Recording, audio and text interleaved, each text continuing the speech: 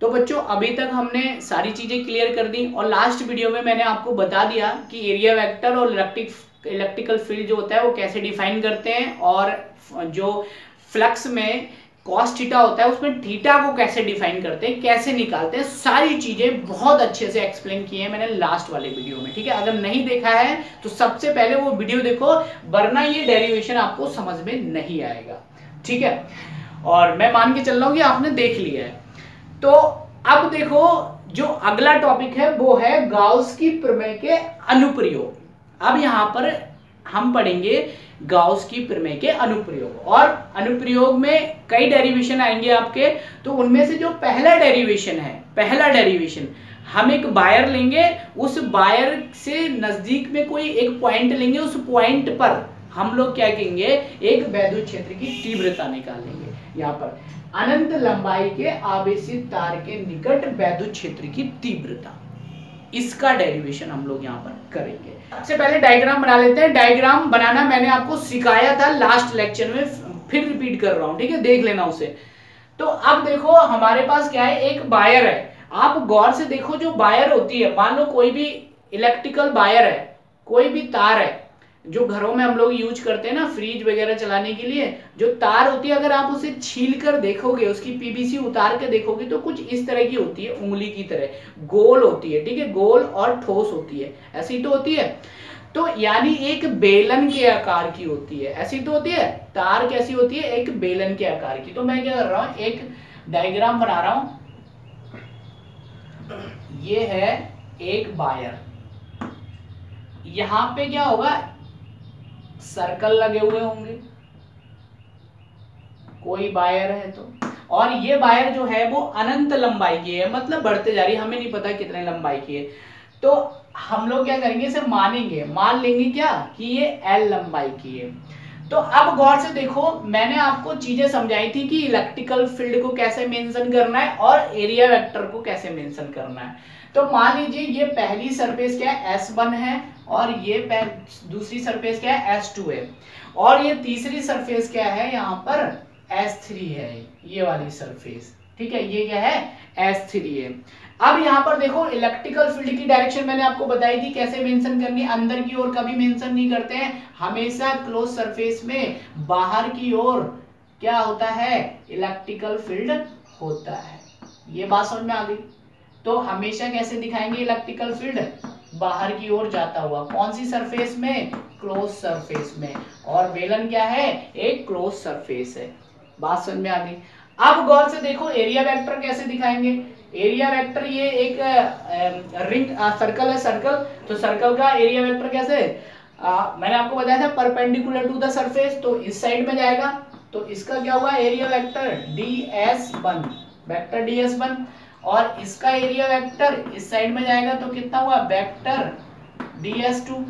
अच्छा, यह S3 surface है, इसको खोलेंगे तो क्या बन जाएगी, एक सीट बन जाएगी, कौन सी, वर्गाकार या फिर आयताकार, आयताकार सीट बन जाएगी। तो इसका जो एरिया वेक्टर होगा वो कैसे डिफाइन होगा, इस तरीके से ऊपर की ओर, इसको बोलेंगे वेक्टर ds3। बात समझ में आ गई। ये चीजें आपको यहां पर दी गई है। ठीक है, अब मान लीजिए इसके बीच में एक आवेशीय घनत्व मान लेते हैं। ठीक है, आवेशीय घनत्व मतलब बहुत सारा आवेश रखा हुआ है बीच में, ये प्लस मैं दिखा रहा हूं, ये इसमें लिखा है ना अनंत लंबाई के आवेशित तार में, मतलब उसमें क्या है, अभी आवेश है, तो ये अनंत लंबाई का आवेशित तार है। ठीक है, ये अगर इसकी त्रिज्या को मेंशन करोगे आप, तो मान लीजिए इस पॉइंट से इस पॉइंट की जो दूरी है, यहां पर एक पॉइंट है P, यहां पर एक पॉइंट है P, जिस पर हमें क्या करना है, वैद्युत क्षेत्र की तीव्रता निकालनी है। ठीक है, तो यहां से यहां तक की जो दूरी है वो कितनी है, R है, स्मॉल r। ठीक है, मान लीजिए। तो ये है आपका डायग्राम। इस डायग्राम की हेल्प से हमें क्या करना है, यहाँ पर अनंत लंबाई के आवेशित तार के निकट वैद्युत क्षेत्र की तीव्रता निकालनी है। तो डायग्राम को रटना नहीं है बिल्कुल भी, ऐसे मेंशन करना है। इसको क्या देते हैं, इलेक्ट्रिकल फील्ड। ठीक है, ये ई से मेंशन करते हैं यहाँ पर। अब देखो बच्चों, यहाँ पर हमें करना कैसे है, देखो सबसे पहले हमें क्या मानना है, माना, यहाँ पे लिख लेता हूं मैं, माना स्मॉल एल लंबाई का एक तार है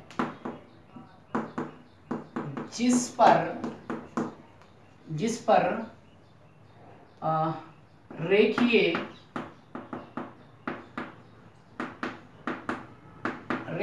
आवेश Q है तथा रहने दो, रेखीय आवेश Q है, तब रेखीय आवेश घनत्व रेखीय आवेश घनत्व को हम लैम्डा से प्रदर्शित करते हैं। किससे प्रदर्शित करते हैं? लैम्डा से। और ये जो होता है वो होता है Q अपॉन स्मॉल l। ठीक है, ये क्या होता है? रेखीय आवेश घनत्व होता है। अगर यहां से मैं Q की वैल्यू निकालूं तो Q बराबर क्या होगा? Lambda l। तो इसको इक्वेशन नंबर 1 मान लो। ठीक है, ये आपकी वैल्यू हम आगे यहाँ पर पुट करेंगे डेरिवेशन में। अब हमें यहाँ पर इस डायग्राम के हिसाब से चलना है यहाँ पर। ठीक है, तो यहाँ पर जब डायग्राम के हिसाब से चलेंगे तो सबसे पहले हम क्या निकालेंगे? यहाँ पर फ्लक्स निकालेंगे कि इसमें कितना फ्लक्स है, इसमें कितना फ्लक्स है और इस सरफेस में कितना फ्लक्स है। ठीक है, तो सबसे पहले तो हमें क्या करना पड़ेगा? फ्लक्स निकालने के लिए फ्लक्स में हमें cos थीटा की जरूरत पड़ेगी। ठीक है, लास्ट वीडियो में मैंने आपको बताया था कि cos थीटा कैसे निकालते हैं। तो एरिया वो इन दोनों के बीच का एंगल निकालना पड़ेगा, है ना। तो मैं एक लाइन लिख रहा हूं यहाँ पर, देखो पहली यहाँ पे लिख रहा हूं ds1 मतलब वेक्टर ds1 बा वेक्टर E के बीच का कोण कितना होगा? मैंने आपको निकालना सिखाया था ना लास्ट वीडियो में, जिसने नहीं देखा पहले देख लेना। ठीक है, तो यहाँ पर कितना 90 डिग्री होगा। कैसे होगा? इलेक्ट्रिकल फील्ड इधर चल रहा है, एरिया वेक्टर इधर जा रहा है, इधर देखो ध्यान से, इलेक्ट्रिकल फील्ड इधर, एरिया वेक्टर इधर, बीच का कोण कितना 90 डिग्री। तो यहाँ पर कितना 90 डिग्री। तो अब बात करते हैं सरफेस, पृष्ठ S1 से होकर जाने वाला वैद्युत फ्लक्स। ठीक है, तो यहाँ पे लिखता हूं मैं पृष्ठ S1 से होकर गुजरने वाला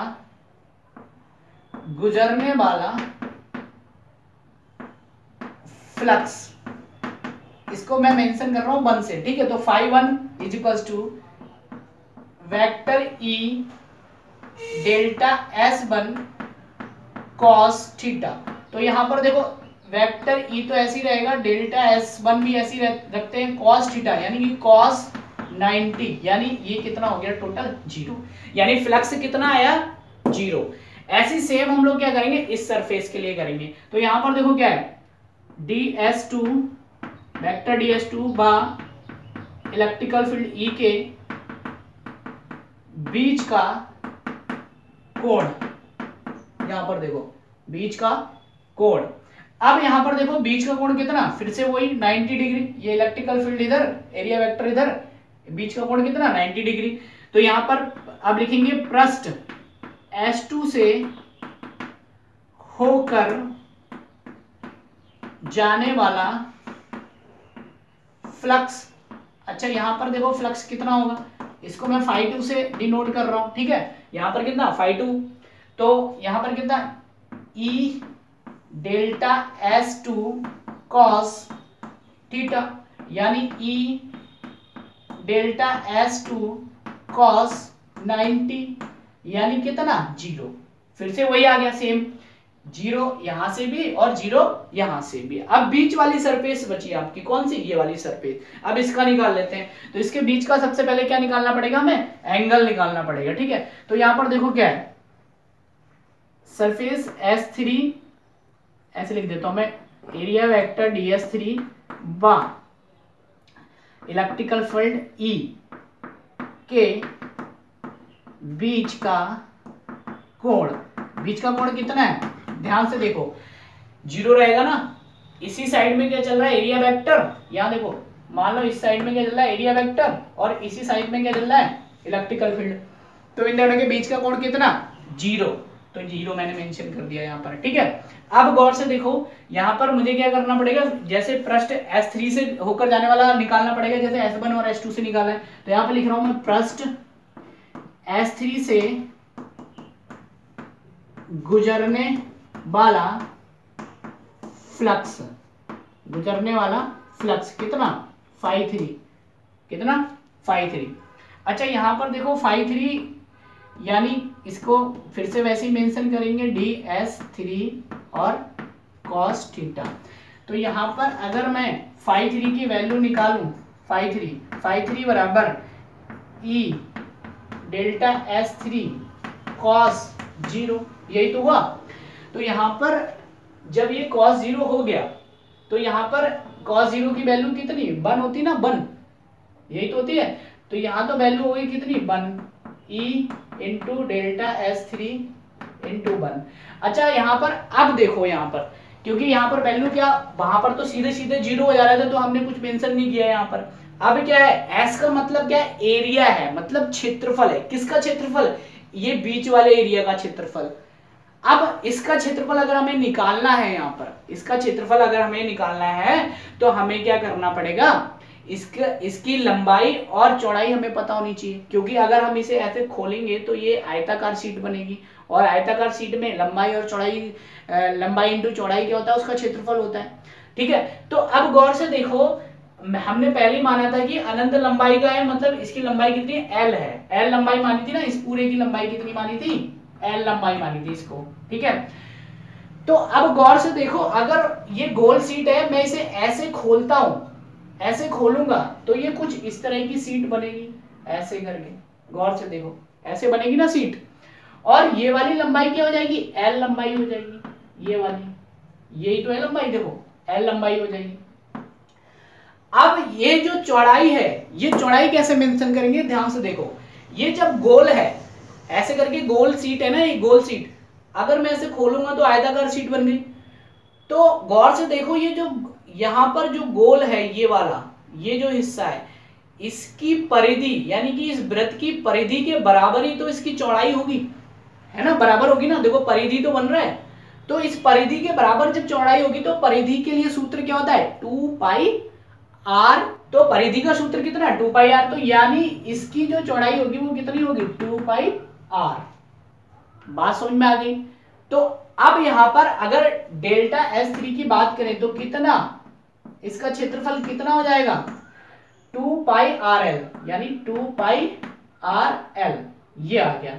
तो अगर फाई 3 की बात करें तो फाई 3 कितना हो गया, 2 पाई RL वेक्टर E, साथ में वेक्टर E भी चल रहा है, ठीक है, ये हो गया। अब यहां पर फाई 1 की वैल्यू निकल गई, फाई 2 की वैल्यू निकल गई, फाई 3 की वैल्यू निकल गई, ठीक है। अब हम क्या करेंगे, यहां पर पूरी आकृति से होकर जाने वाला फ्लक्स निकालेंगे, ठीक है। तो यहां पर लिख लेता हूं मैं, कुल गुजरने वाला फ्लक्स, ठीक है।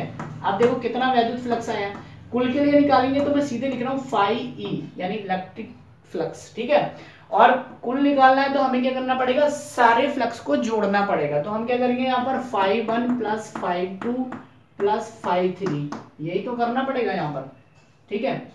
अब गौर से देखो, फाई 1 की वैल्यू 0, फाई 2 की वैल्यू 0 और बची किसकी वैल्यू, 2 पाई RLE। तो यहाँ पर लिखेंगे वेक्टर E 2 पाई RL, ये लिख लिया हमने। अब गौर से देखो, यहां पर जो फाई E की वैल्यू आई है, फाई E की वैल्यू, यहां पे मैं, मतलब फाई E मतलब फाई मतलब फ्लक्स, आप सीधे बोल सकते हो, E नहीं भी लगाओगे तब भी चलेगा, ठीक है, कोई दिक्कत नहीं है। अब ये क्या हो गया, E 2 पाई RL, इसको समीकरण नंबर 2 कह देते हैं, ठीक है। अब गौर से देखो, यहां पर हमारे पास, यहां पर अगर मैं बात करूं, एक गॉस की प्रमेय होती है, गॉस की प्रमेय, ठीक है।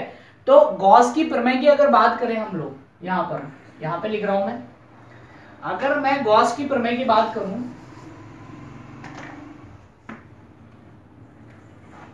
तो गॉस की प्रमेय मैं लिख रहा हूं यहां पर, गॉस की प्रमेय से, अच्छा गॉस की प्रमेय क्या होती है, phi E is equals to 1 upon epsilon 0 into Q, यही तो होती है गॉस की प्रमेय। तो अब हम क्या कर सकते हैं, यहाँ पर देखो फाई की वैल्यू हमने निकाली, यहाँ पर रख सकते हैं, और क्यू की वैल्यू हम पहले निकाल चुके हैं, लैम्डा एल, वो हम यहाँ पर रख देते हैं। ठीक है, तो हमें सिंपल सा यहाँ पर रखते हैं क्या, फाई ई बा, इसको समीकरण नंबर 3 कह देते हैं।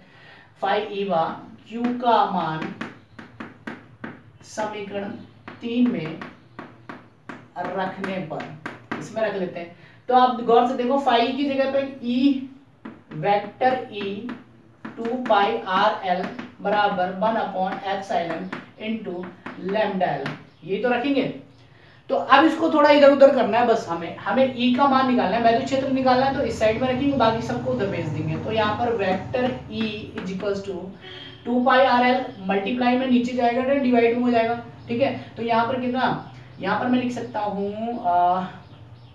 ऐसे करके लिख लेता हूँ 1 upon 2 pi R L epsilon not और लैम्डा एल। ठीक है, ऐसे मैंने लिख लिया, इसको मेंशन कर लिया। ठीक है, अब कुछ कट रहा है तो काट देते हैं, एल से एल कट गया। ठीक है, तो आप कैसे लिख सकते हैं, यहाँ पर 1 अपॉन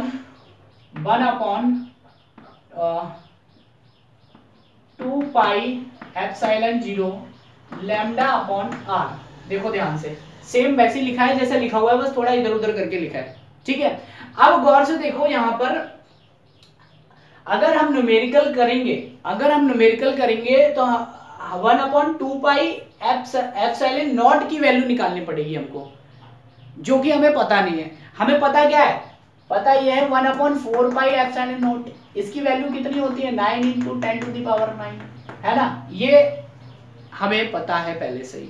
तो हम क्या करते हैं, 2 से ऊपर नीचे मल्टीप्लाई कर देते हैं, ताकि नीचे 1 अपॉन 4 पाई एप्सिलॉन नॉट बन जाए। ठीक है, तो 2 से ऊपर नीचे मल्टीप्लाई करेंगे तो क्या बनेगा हमारे पास, देखो ऊपर नीचे मल्टीप्लाई करेंगे तो हो जाएगा 1 अपॉन 4 पाई एप्सिलॉन नॉट, और यहाँ पर 2 से मल्टीप्लाई करा देता हूँ तो 2 लैम्डा अपॉन आर।